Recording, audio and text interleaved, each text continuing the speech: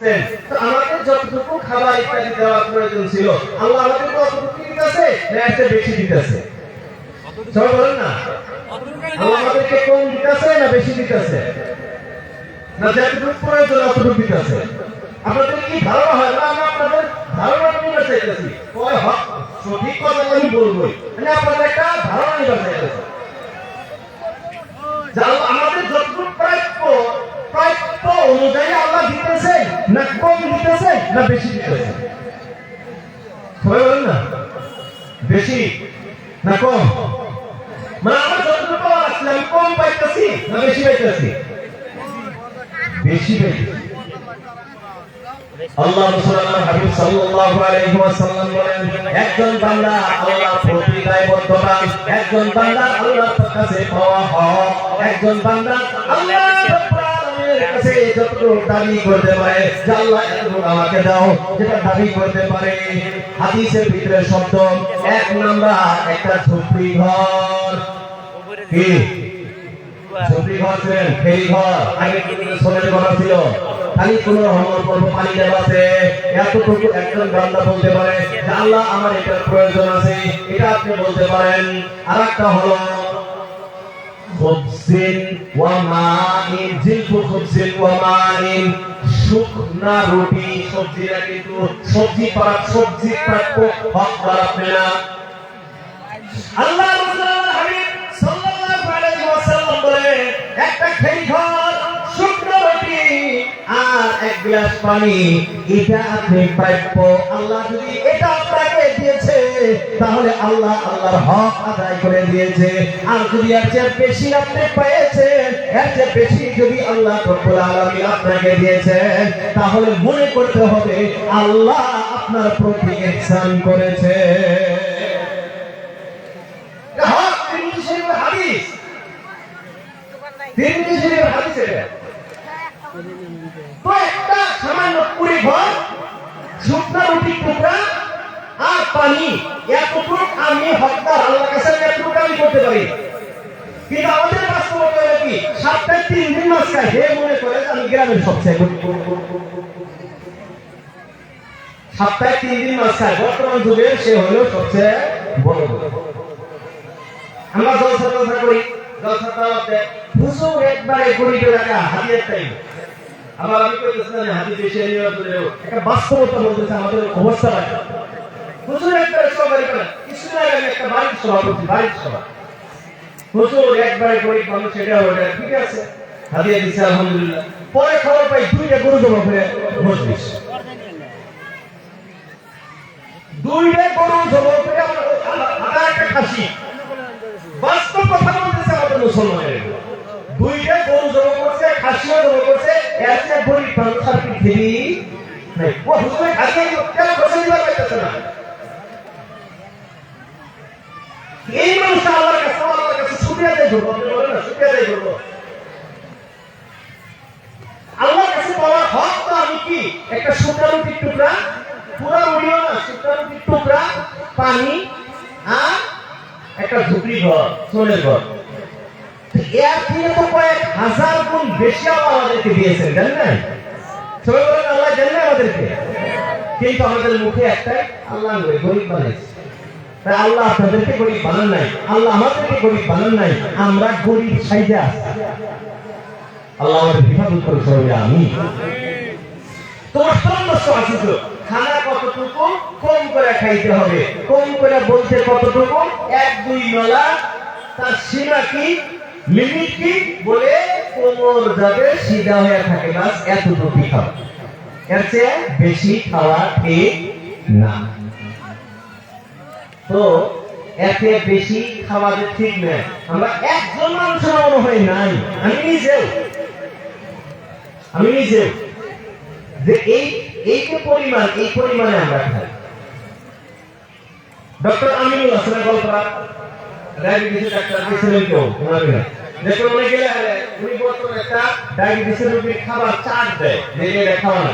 আপনি চারটা করে দেখেন, আর এই যে হাদিসগুলো শোনাইলাম রে, আপনি মিলাই দেখেন, দেখবেন যে উঠলেই 1400 বছর আগে আল্লাহ রাসূল আল্লাহর হাবিব সাল্লাল্লাহু আলাইহি ওয়াসাল্লাম আমাকে একটা শিক্ষা দিলেন কিভাবে ফিট থাকতে হবে, কিভাবে শক্তিশালী থাকতে হবে, কিভাবে বেমার থেকে মুক্ত হওয়া যাবে, কিভাবে বেমার থেকে আমি বাঁচতে পারবো। আল্লাহ রাসূল 1400 বছর আগেই শিক্ষা। কিন্তু আমরা খালি খাওয়া খাওয়া খাওয়া খাওয়া খাওয়া। আল্লাহ আমাদের হেফাজত করে সবাই আমিন। তো আয়াতের ভিতরে আল্লাহ রাব্বুল আলামিন কি বলতেছেন? ইয়া আইয়ুহাল্লাযীনা আমানু, ও ঈমানদারগণ, কুলু, তোমরা খাও, মিন, সামান্য খাও। এখন সামান্য বলতে কতটুকু? বলে 1-2 ডলা, যার দ্বারা আমার কোমরটা সিধা হয়ে থাকে, আমি বেকা হয়ে না যাই। এখন যে কম করে খাবো, আল্লাহ রাব্বুল আলামিন বললেন তুমি খাও, কম করে খাও। এখন প্রশ্ন হয়, আল্লাহ আমি খাইবো, ঠিক আছে কম করে খাইবো, তো কি খাইবো, কি খাইতে হবে? আল্লাহ রাব্বুল আলামিন জানায় দিলেন, তাইয়্যিবাতি মা রাযাকনাকুম, আমি আল্লাহ তোমাদের যে রিজিকের ব্যবস্থা করেছে, আমি আল্লাহ তোমাদের প্রতি যা কিছু রুজি রুটি দিয়েছি, এই রিজিকের ভিতরে যেটা পবিত্র, তাইয়্যিবাত, পবিত্র খাদ্য তোমরা খাও। আগে জানা কি খাইতে বলেন? আগে বলেন না কি খাইতে বলেন? পবিত্র খাদ্য খাও। এই আয়াতের ভিতরে আল্লাহ রাব্বুল আলামিন শুধুমাত্র পবিত্রর কথা বললেন। অন্য আয়াতের ভিতরে আল্লাহ রাব্বুল আলামিন বললেন শুধুমাত্র পবিত্র হইলেই হবে না, পবিত্রর সাথে সাথে হালাল হইতে হবে। কুলু মিম্মা রাযাকনাকুম হালালান তাইয়্যিবান ওয়া লা তাত্তাবিউ খুতুওয়াতিশ শাইতান। আল্লাহ রাব্বুল আলামিন বলেন, ও দুনিয়ার মানুষ, কুলু মিম্মা রাযাকনাকুম, আমি আল্লাহ যে তোমাদেরকে রিজিকের ব্যবস্থা করেছে, আমি আল্লাহ যে তোমাদেরকে খাবারের ব্যবস্থা করেছি, এই রিজিকগুলির মাধ্যম থেকে 1 নাম্বার হালাল, 2 নাম্বার পবিত্র। হালালান তাইয়্যিবা, হালাল এবং পবিত্র খাদ্য তোমরা ভক্ষণ করো। বোঝা গেল কি? আমি আপনি যখনই কোনো কিছু হাতে নিব, যখনই আমার সম্মুখে কিছু আসবে, আমি মুখে উঠানোর আগে আপনাকে দেখতে হবে, আমাকে দেখতে হবে আমি যে খাদ্যটা, আমি যে জিনিসটা মুখের ভিতরে দিতেছি, এই খাদ্যের ভিতরে 2টা গুণ আছে না না? এই খাদ্যের ভিতরে 2টা গুণ পাওয়া যায় কি যায় না? 1 নাম্বার এটা হালাল আছে না নাই, 2 নাম্বার এটা পবিত্র না অপবিত্র। এখন হালাল ও হারাম, পবিত্র ও অপবিত্র এটাও বুঝতে হবে। হালাল ও হারাম এটা হয় আপনার কেনার উপরে নির্ভর করে, আর পবিত্র ও অপবিত্র এটা যে জিনিস কিনেছেন তার উপরে নির্ভর করে। মাছ এটা কি পবিত্র না অপবিত্র? সবাই বলেন না। গরু, ছাগল, হাঁস, মুরগি, শাকসবজি এগুলো সব পবিত্র। মদ পবিত্র,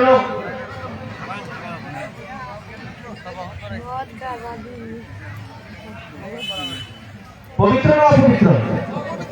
ভাঙ আর ওই যে ডেন্ড্রেট এগুলো সব অপবিত্র নাপাক। তো আমি আপনি যখনই আমার সামনে বস্তু আসবে, প্রথম নাম্বার চেকিং কি হবে? যে আমি যেটা খাইতে চাইতেছি এটা পবিত্র না অপবিত্র, 1 নাম্বার চেকিং। 2 নাম্বার চেকিং হবে এটা হালাল না এটা হারাম।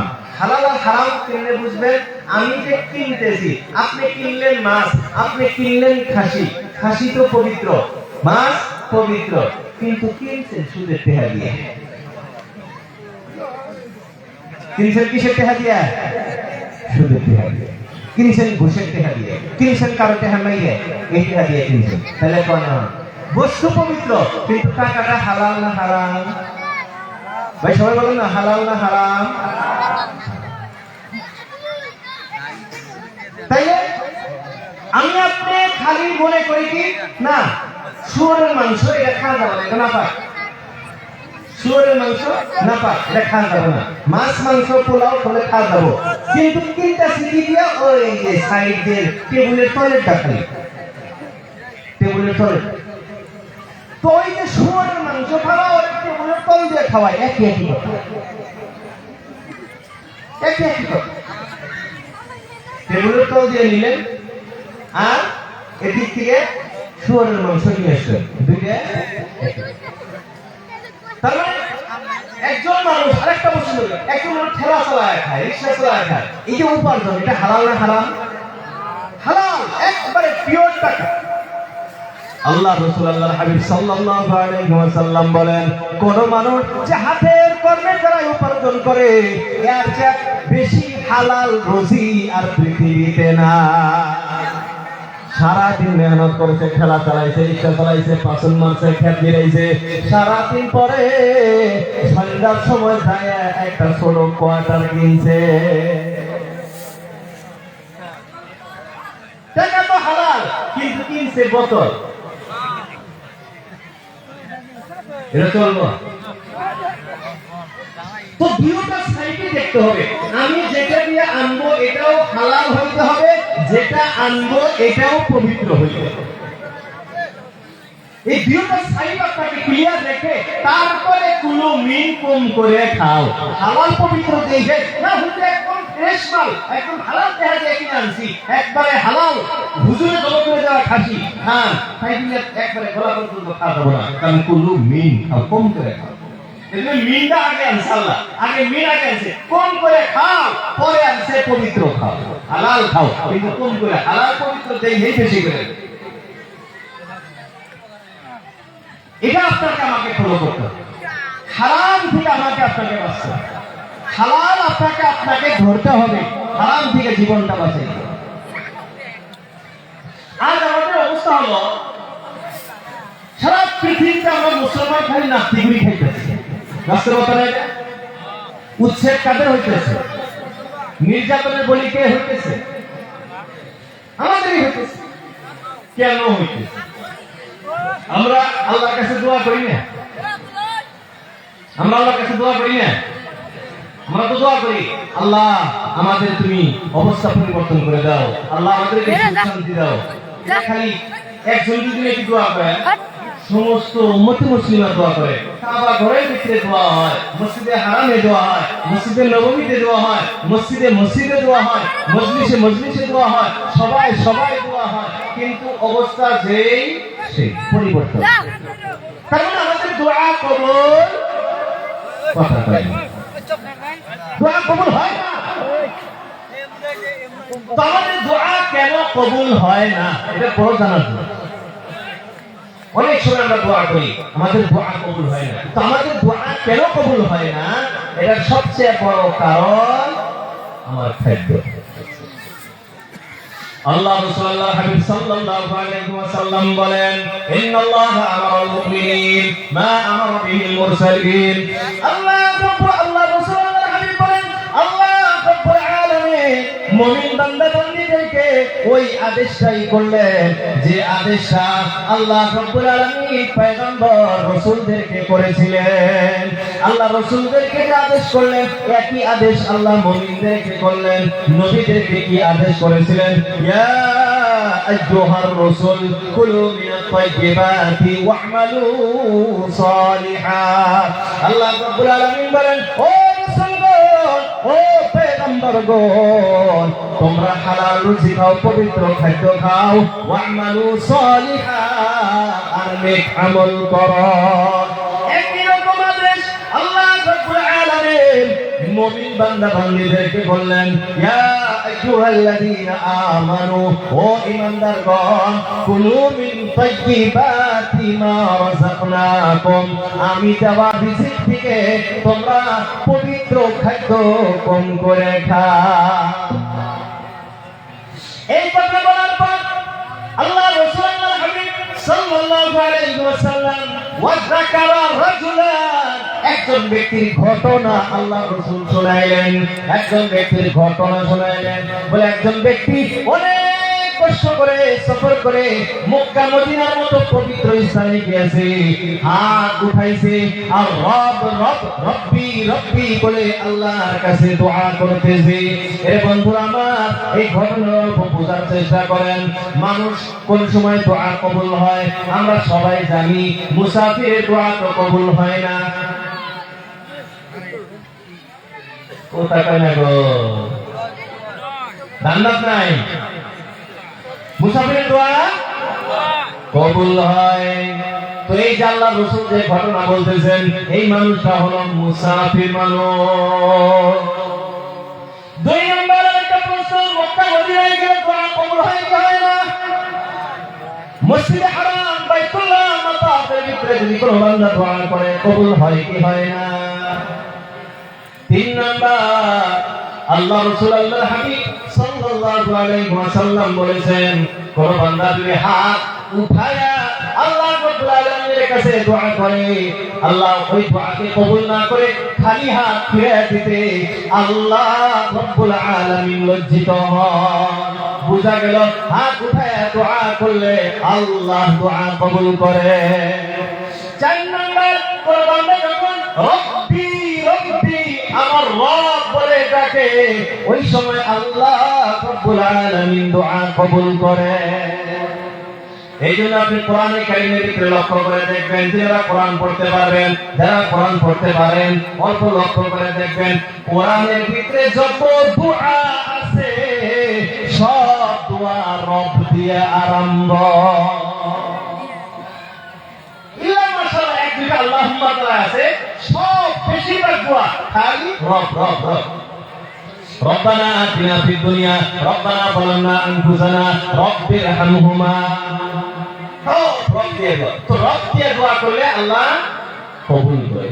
তাহলে আমরা এক নম্বর মুসাফিরের দোয়া কবুল হয়, দুই নম্বর মক্কা মদিনার মতো পবিত্র জায়গায় দোয়া কবুল হয়, হাত উঠাইলে দোয়া কবুল হয়, রব করে দোয়া করলে কবুল হয়। এখন এই বান্দা দিয়ে লক্ষ্য করেন, আল্লাহ রাসূল আল্লাহর হাবিব বলেন, একজন মানুষের ঘটনা বললেন, এই মানুষটা অনেক কষ্ট করে মক্কা মদিনা সফর করেছে, ওই জায়গা থেকে আল্লাহ রাব্বুল আলামিনকে রব বলে ডাকছে, হাত উঠায় আল্লাহর কাছে দোয়া করতেছে। এখন বলেন, এই মানুষটার দোয়া কবুল হবে কি হবে না? এই মানুষটার দোয়া কবুল হবে, এই তো বাস্তবতা, দোয়া কবুল হবে। এবং কবুল হয় চারটে করে শর্তই বান্দার কাছে পাওয়া যায়। আল্লাহ রাসূল আল্লাহর হাবিব সাল্লাল্লাহু আলাইহি ওয়াসাল্লাম বলেন, ওয়া মাতআমুহু হারাম মাশরাবুহু হারাম মালবাসুহু হারাম ফাআন্না ইস্তাজাবু লিযালিক। আল্লাহ রাসূল আল্লাহর হাবিব বলেন, এই মানুষটা এত কষ্ট করে মক্কা মদিনা সফর করেছে, পরাগত অবস্থায় আল্লাহর কাছে হাত উঠায় রব রব বলে আল্লাহ রাব্বুল আলামিনকে ডাকতেছে, কিন্তু মানুষের অবস্থা হলো যা কিছু খায় হারাম হারাম খায়, যা কিছু পান করে হারাম পান করে, যা কিছু পরিধান করে আছে সব হারাম টাকায় কেনা হারাম। আল্লাহ রাসূল বলেন, ফাআন্না ইস্তাজাবু লিযালিক, এই বান্দার দোয়া কেমনে কবুল হয়? বুঝা গেল কি? আল্লাহ রাসূল আল্লাহর হাবিব সাল্লাল্লাহু আলাইহি ওয়াসাল্লাম জানিয়ে দিলেন, হারাম যেসা যখন আমার পেটের ভিতরে যায়, হারাম মানুষের দ্বারা যখন আমি লালন পালন হই, আমার ভিতরে যখন হারামটা চলে যায়, ওই হারাম খানেওয়ালা, হারাম পান করনেওয়ালা, হারাম পিননেওয়ালা এই বান্দার দোয়া আল্লাহ কবুল করেন না। এই যে আমাদের জীবনের দোয়া কবুল হয় না, মুসলমানদের উপরে এত নির্যাতন, এত অত্যাচার, আমরা এত দোয়া করতেছি কিন্তু আমাদের দোয়া কবুল হইতেছে না। এই দোয়া কবুল না হওয়ার কারণ একটাই, আমাদের এই হারাম আমরা ছাড়তে পারি। দিন প্রতিদিন নতুন নতুন ধরনের কত কিছু যে আমরা বাড়াইছে, ড্রাগসের মাধ্যমে কি কি নাম যে বাড়াইছে, আল্লাহ রাব্বুল আলামিন বলেন। আর আমাদের মুসলমান নওজোয়ান, আমাদের মুসলমান যুবকরা এর ভিতরে আরো বেশি। কেউ কিছু বলতে পারে, ধমকে দেওয়া যায়, পরিস্থিতিতে এত আমাদের ভয়ানক, আল্লাহ মাফ করুন আমাদেরকে, বড়গুলা তো ধমক দেওয়াই যায় না, ছোটগুলাকে যদি ধমক দেয়, একটা মুরগি যদি ধমক দিল, মা বাবা চেহারা আরো একবার খাবলা পেত, আপনি কেন আমাকে তার ধমক দেওয়া?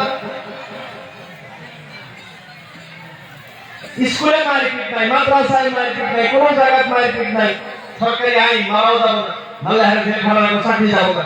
কিন্তু যেদিন থেকে আইন হয়েছে সেদিন থেকে পড়াশোনা চাকরি হচ্ছে, কথা আছে না? আমি স্কুল করছি, পড়া হয় আজকে দিয়ে পাঁচশো মেলে পায়, ওই টাইমে যে পুরানি আসছিল, আরে আমার খালি বাবা শোনা আল্লাহ। আল্লাহ রাসূল আল্লাহ হাবিব বললেন, যখন মানুষের খানা, মানুষের খাদ্য, মানুষের পান করা জিনিস এগুলো যখন হারাম, যখন হারাম হারামের দ্বারা যখন মানুষ লালন পালন হয়, তার মুখের দোয়া আল্লাহর কাছে কবুল হয়। হাজার বার কান দিলেও, চোখের পানি রক্ত বের করে দিলেও দোয়া কবুল হয়। আরেকটা হাদিস আপনাদেরকে শোনাই, আল্লাহ রাসূল আল্লাহর হাবিব সাল্লাল্লাহু আলাইহি ওয়াসাল্লাম বলেন, কোন মানুষ যদি এক নলা, এক লোকমা হারাম খাদ্য যদি খায়, কয় নলা? সবাই বলেন কয় নলা? এক নলা হারাম যদি কেউ খায়, আল্লাহ রাসূল আল্লাহর হাবিব সাল্লাল্লাহু আলাইহি ওয়াসাল্লাম বলে, ওই বান্দার 40 দিন পর্যন্ত তার কোন নেক আমল আল্লাহর কাছে কবুল হয় না। এক লোকমা, এক নলা, এক ঘট হারাম কোন জিনিস আপনি খাইছেন, হারাম কোন কিছু করছেন, 40 দিন আপনার কোন ইবাদত কবুল হয় না। জীবনে চিন্তা করে দেখেন যে আমরা কত লোকমা খাইছি, কত লোকমা হারাম যারা ব্যবসায়ী, হারাম যাদের উপার্জন, তাদের সাথে ভাগে কুরবানি দেওয়া যায়। একদম সঠিক মাসলা বলতেছি। আপনার জানা আছে যে এই মানুষটা হারাম কামাই করে, এই মানুষের উপার্জন হারাম, এই মানুষটা হারাম ভাবে টাকা পয়সা উপার্জন করে, এর সাথে যদি আপনি ভাগে কুরবানি দেন, আপনার যদি হালাল টাকা হয়ে থাকে, আপনার কুরবানি হবে না। এটা বাস্তব কথা। তো হারাম থেকে আমাকে আপনাকে বাঁচতে হবে, প্রত্যেকটা ডিপার্টমেন্টে আমাকে হারাম থেকে বাঁচতে হবে। আপনি লাখ লাখ টাকা উপার্জন করতেছেন, লাখ লাখ টাকা কামাই করলেন হারাম ভাবে, এই নিঃশ্বাসটা শেষ হলে তো খেলা শেষ। জীবনটা কয়টা দিন টাকা লাগিয়েছে, কয়দিন? বেশি থেকে বেশি 60 বছর, 70 বছর, 100 বছরের তো বাহাদুরি আর হন না আছে, কথা কয় না আছে, 100 বছর আছে, 60-70 বছর এখন চলুন, 60-70 বছর এখন বড়, 60 বছর মানে এখন এটা মেলা দিন বাঁচলো।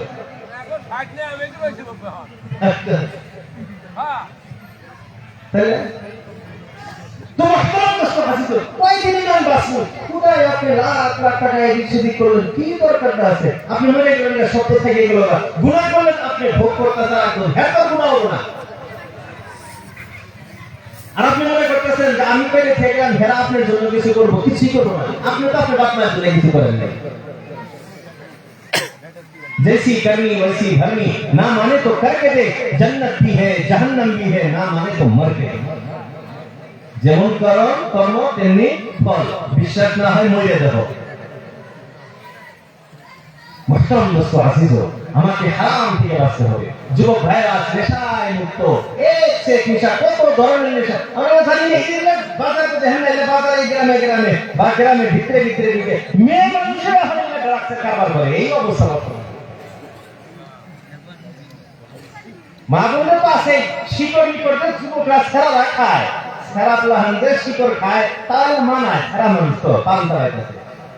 বর্তমান আমার এলাকার কথা বলতেছি, আমার এলাকায় আমার বান্ধবের সাথে একটু এই দিক থেকে আমি মনে করছি, স্কুলে পড়ছি, মানে একটা হাই সেকেন্ডারি পর্যন্ত এখন ইমেল করে দিচ্ছে, মিলিয়ে দিচ্ছে সব একটাই স্কুল। ওই সামনে বাজারের স্কুল, তো দোকানদার গুলো আমার খাতিরের এক সাথে বসা, আমাদের এই বয়সে ওরা গল্প করে, হুজুর এই যে এই বাজারে যে কয়টা পুরাতন সেরা মানুষের যে কয়টা শিকড় খায়, এটা হইল মাত্র 20%, আর 80% শিকড় বিক্রি হয় মেয়েদের কাছে। বাস্তব বলতেছি, বাস্তব বলতেছি। শিকড় খাওয়া হারাম না, হারাম না। মকরুহে তাহরিমি, কিন্তু এই এমপিকে রাস্তা খুলে আমাদের এক উস্তাদ বলেছিলেন, ওই যে মধু সুপারি আছে না, মধু সুপারি ছোট পুরান পেলে হেরাম খায় 2 বছর 3 বছরের গিলে, যেগুলো বড় গিলে খায়, এলে খায় কোনটা 2 বছর 3 বছরের গিলে মধু সুপারি খায়। তো আমার এক উস্তাদে বলছিলেন যে এই যে 2 বছরের যে মধু সুপারি খায়, এইগুলোই যায় হেরে পরে যায় হেরে ভাঙ করা শিকড় করো অপারেশন দিকে দয়াতে করে আপনি মধু সুপারি ও কদিন পরে তার মিডিয়া সাথ থাকবে না, তাহলে তো ও জল শিকড় খাই, এটা খাই, ওটা খাই, কিন্তু এটা কেন হইতেছে না, খাওয়ার বাড়ান না, খাওয়ার বাড়ান না। আল্লাহ কি মানুষের বডিটা এইভাবে বানাইছে না বানাইছে, আজকে আপনি এটা করতেছেন 2 দিন 3 দিন যাবো, এটা ধরা করে এখন আরো করা লাগে, ওটা 2 3 দিন যাবো, তারপর আরো করা লাগে, এটা তো করতে করতে, এটা তো আমরা জানি বর্তমান বাস্তবতার যুগে, এই যুগে এমন মানুষ পৃথিবীতে আছে এই ড্রাগস মারাক্স এগুলার খায়া ওটা নয়া ও জীবন্ত সাপের বিষ করে গেল। আমি আপনাকে বিষ দেওয়া আগে বলে দামলা, কিন্তু সাপের বিষ নেই, তাই চিন্তা করে না শরীরে কিভাবে বানাইছে ড্রাগস মারাক্স খেতে। আমাদের এই ভিতরে আছে রাস্তাতে রাস্তা দিয়ে ঘুরবেন দেখবেন যে টোল পাড়া আছে, মুসলমান গুলো টোল পাড়া আছে। বাজারে আমাদের এলাকার কথা বলতেছি, যেহেতু এলাকা আমি থাকিও না, এলাকার খবর জানি না, আমাদের এলাকার বাস্তবতা বলতেছি, যদি থাকে আমাদেরও সতর্ক হওয়ার দরকার আছে। মাগরিবের পরে পরে নামাজ পড়ে আসছে আমাদের এলাকায়, একটা কাছে ঢোল তুলে উঠে আমার দমরা আছে দাইদুল কয়টাছে কয় ঢোল তুলে দেন পান্তাছে, তো কি জানে কয় ডেন্ড্রেট ডেন্ড্রেট জুতা আপনার দেখছি জীবন ভর দেখছি ওই যে জুতা ফেলে গেলে হলে ওই ডেন্ড্রেট দিয়ে জুতা সেলাই করে, মানে জুতা আনে কোনা উঠে রে পরে দিয়েছে হাত গাছ দিলে দিয়েছে কষ্ট রুমালের ভিতরে আমার ডেন্ড্রেট নিয়ে ঘুমতেছে আর পুরা ঢুকতেছে। আল্লাহ আমাদেরকে মুসলমান বানাইছে, আল্লাহ মুসলমান বানাইছে, আপনি গর্ব ফিল করেন, গর্ব ফিল করেন যে আমি মুসলমান। আজ আমরা এমন এমন কাজ করি, আজ আমাদের অবস্থা, আমাদের চরিত্র এত খারাপ হয়েছে, এত নিম্ন হয়ে গেছে যে অমুসলিম তো দূরের কথা, মুসলমান নিজেকে মুসলমান পরিচয় দিতে লজ্জিত হয় এখন। আল্লাহ কি বলছিলেন? আল্লাহ বলছেন ওয়ামান আহসানু কাওলাম মিম্মান দাআ ইলাল্লাহ ওয়া ক্বালা ইন্নানি মিনাল মুসলিমিন। আল্লাহ রাব্বুল আলামিন বলেন ওই কথা যে ভালো শ্রেষ্ঠ কথা কার হইতে পারে যে মানুষকে আল্লাহর দিকে আহ্বান করে, যে মানুষকে আল্লাহর দিকে ডাকে, যে তাবলীগ মেহনত করে, মানুষকে আল্লাহর রাস্তায় ডাকে, এর চেয়ে ভালো কথা আর পৃথিবীতে কারো হইতে পারে? দ্বিতীয় নাম্বার বলেন ওই মানুষের চেয়ে ভালো কথা এই পৃথিবীতে আর কারো হইতে পারে না। বলে কার কথা? যে ব্যক্তি বলে ইন্নানি মিনাল মুসলিমিন, আমি একজন মুসলমান। আল্লাহ বলতেছেন যে এই কথার চেয়ে ভালো কথা পৃথিবীতে নাই, যে আমি একজন মুসলমান। এই মুসলমান কি? চুরি করার নাম মুসলমান, ডাকাতি করার নাম মুসলমান, জিনা বদমাশি করার নাম মুসলমান, মানুষকে ধোঁকা দেওয়ার নাম মুসলমান, দোকান বাকি খায়া সালাম না দেওয়ার নাম মুসলমান। আমাদের বাবা দুই বাড়ি খাইতে হয় না, 1000 টাকা হয়েছে আর তো বাকি দিবার না, আর ধরনের যায় লোকে হেলে আবার 2000 টাকা ও দিবার না, আর ধরনের আমার বাসায় ধন শেষ করে নেবে। এবার করতে করতে দোকানদার যখন ভিক্ষার দোকান হাতে নিয়ে যায়, আর কথা আঙ্গলের তো একটা ভিক্ষার দোকান বাদ দিয়ে ভিক্ষার দোকানের একটা উপায় নাই। এইভাবে আমরা মুসলমান। এই 2-4 দিন আগে সপ্তাহ হয়নি, আমাদের যুবক ভাইরা যারা মোবাইলে থাকে, ফেসবুক থাকে, তারা বলতে পারবো এই 4-5 দিন আগের কথা। বর্তমান তো আমাদের প্রশাসনিক বিষয়া ওনারা ট্রোল দেয় ঘুরে, আল্লাহ ওনাদেরকে যাচাই খায়ের দিক বলে আমিন, আল্লাহ ওনাদেরকে আরো কঠোর বানায় দিক বলে আমিন, আল্লাহ আমাদের প্রশাসনিক বিষয়াদেরকে আরো কঠোরতম বানায় দিক বলে আমিন। তার খেলা দেখলেই বর্তমান উঠায়, জুয়া খেলা দেখলেই উঠায়, এই 4-5 দিন আগে 2টা টাস্টার দিয়ে ওই তো বর্তমান সোশ্যাল মিডিয়াতে দেয়, আর ওরা দিবই তাস খেলা ধরে নিয়ে ধরা পড়ছে, দিয়ে দিচ্ছে এই বড় বড় দাড়ি পাই হ্যাঁ দাড়ি কাটতে নিয়ে 2-3 দিন আগে এই তাস খেলা ধরা পড়ছে। এইগুলো আমাদের এগুলোতে কমেন্টগুলো আমি শিখি করে ফেসবুকে, আমরা তো মুরব্বি হতে আমরা বুঝি, আরে যুবক আমরা তো বুঝি, আমরা তো দেখতেছি যে মানুষ আমাদেরকে কি করে, আমরা কেন আমাদের চরিত্রটা বদলাই? আল্লাহ রাসূল আল্লাহর হাবিব সাল্লাল্লাহু আলাইহি ওয়াসাল্লাম বলেন পৃথিবীর শ্রেষ্ঠতম মানুষ ওই মানুষ যার চরিত্রটা শ্রেষ্ঠ, যার যত চরিত্র ভালো সে মানুষ হিসাবে তত ভালো, মুসলমান হিসাবে সে তত ভালো। আল্লাহ রাসূল আল্লাহর হাবিব বলেন তোমাদের চরিত্র ভালো করো, কারণ আমি চরিত্র হিসাবে সবার চেয়ে ভালো। চরিত্র শিক্ষা এটা ইসলাম আমাকে দেয়, পৃথিবীর কোন ধর্মতে চরিত্র শিক্ষা নাই।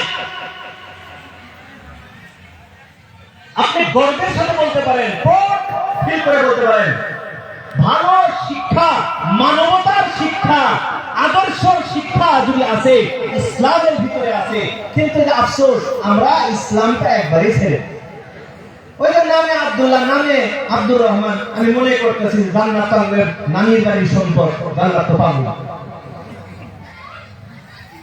قال رسول الله صلى الله عليه وسلم يوشك أن يأتي على الناس زمان لا يبقى من الإسلام إلا